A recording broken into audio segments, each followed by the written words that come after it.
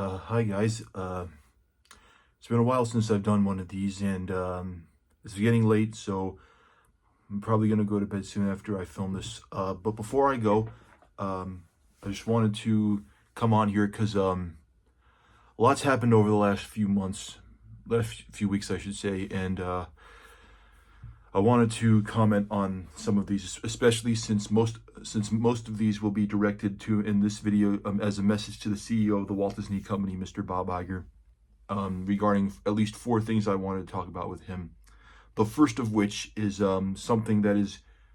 related to a movie coming out in just a few months from now, and that's Disney and Pixar's next film. Also happens to be their next original film as well, Elio, which has just been announced to be delayed to a week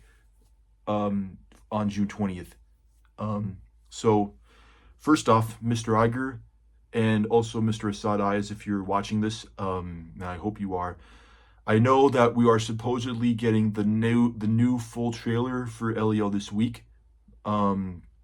I'll be looking forward to looking out for that and maybe sharing it online once it's out. But I also hope that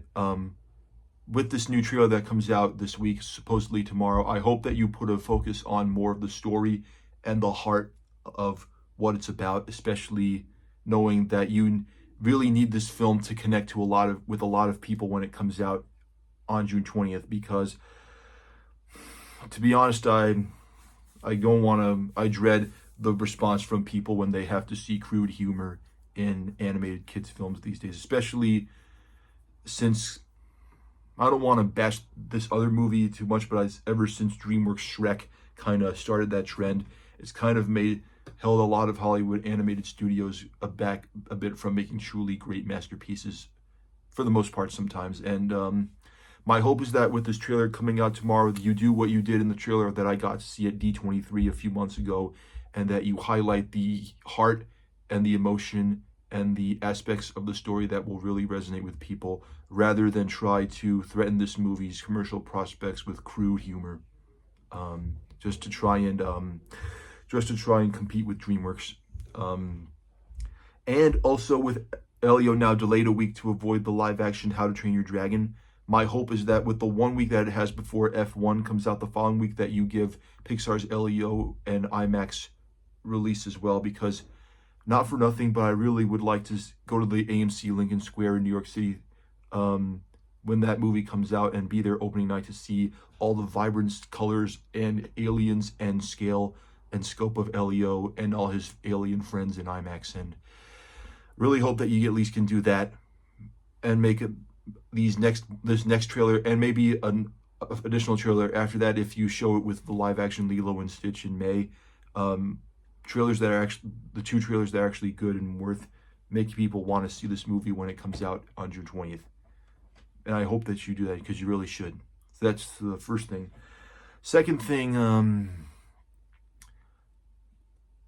not going to sugarcoat this when I say that I'm very disappointed in the cancellation of the upcoming Disney Plus Tiana series. To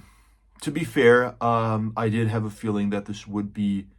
not hand-drawn animated, but in the hybridized 2D, 3D style of Paperman, at least. And after hearing what Joyce Sherri said in her Instagram live back on New Year's Eve, I did kind of have some hope that the series would at least continue where The Prince and the Frog left off, with honor. So I'm not going to lie and say that I'm a little disappointed when I say that I'm very disappointed in your decision to cancel the Tiana series, supposedly for budgetary reasons and not because of your efforts to scale back diversity, equity, inclusion efforts.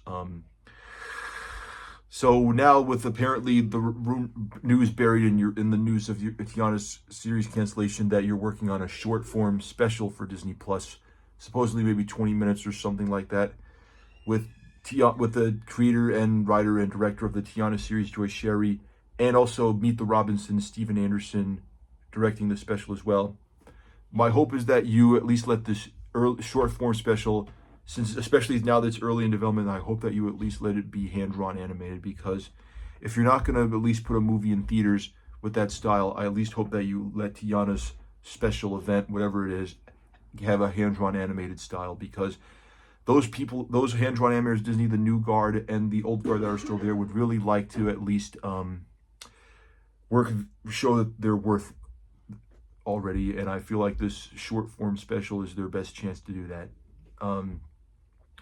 Also, if Steven Anderson's out there on the internet, I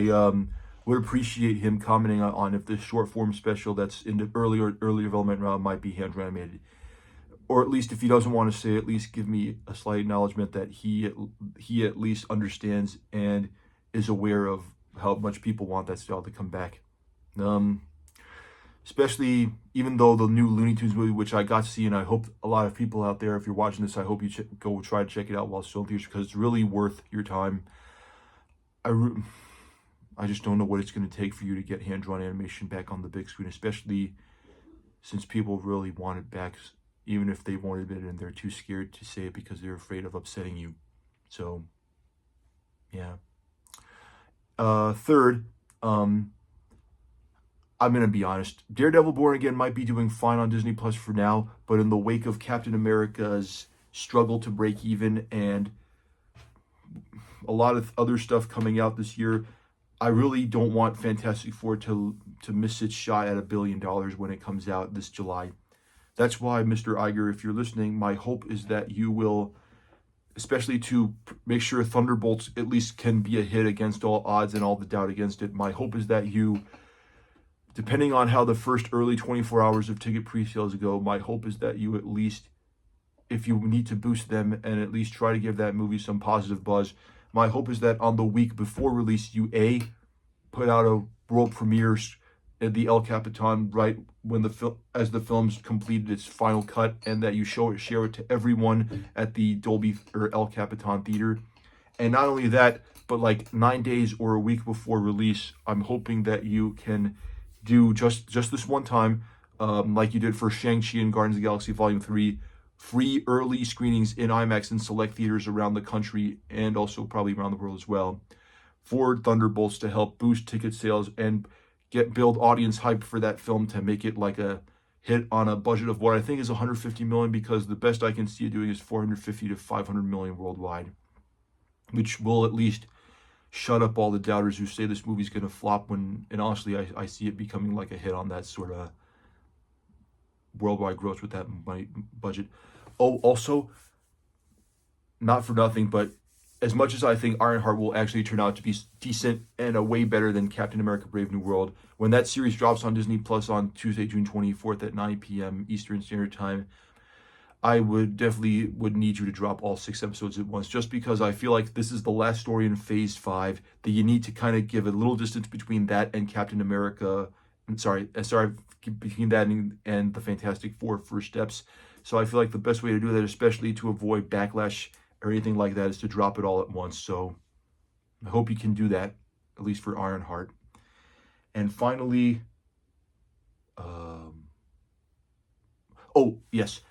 the most important thing, Star Wars The Mandalorian Grogu. Now, we are about 14 months out from the film's release, and I know you have Star Celebration Japan happening in a month from tomorrow. So my hope is that with these panels now starting at 9 p.m. Eastern Standard Time in the U.S., my hope is that given that select panels will be live streamed this year, I would really appreciate it if you live stream the panel for The Mandalorian Grogu when that happens on Friday, April 18th at 9 p.m. Eastern Standard Time, which is also 10 a.m. Japan time, because I'm not going to sugarcoat it, but this film really needs like the same amount of hype The Force Awakens had when it came out in 2015. And I feel like the only way to do that is to kick off its marketing stock campaign in the vein of that film 13 months before release, with the first teaser trailer being shown and publicly released online following the panel, which I also hope you live stream as well, because I really feel like you've got to show hype for this movie on like The Force Awakens did, and the only way to do that is to release the first teaser trailer 13 months before release. So please, Mr. Iger, please talk with Kathleen Kennedy and whoever's at Lucasfilm, Filoni, Favreau, whatever. Please let that teaser trailer go out to the world when it comes out, because I grow really tired of having to only see trailers be shown exclusively at conventions because you don't want to cheat people who paid there. I feel like people at home deserve better too, so please consider that. Anyway, that's all I have to say. Thank you. Good night. Peace.